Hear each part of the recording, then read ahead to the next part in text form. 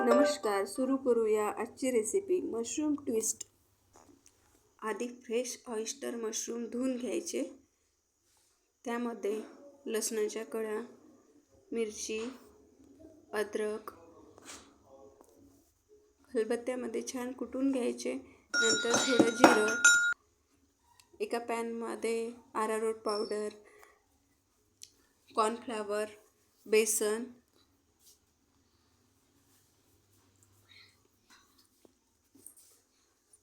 थोडं लिंबू सट, धनिया पूड, जिरा पूड, तिखट, हळद, मीठ आणि ऑयस्टर मशरूमच्या पाकळ्या त्यामध्ये डीप करून मग तेलामध्ये सोडायच्या। हलक्या ब्राऊन होईपर्यंत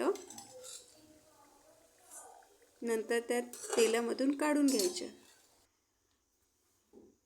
हवं असल्यास आपण स्टिकमध्ये टाकून पण त्या फ्राय करून घेऊ शकतो।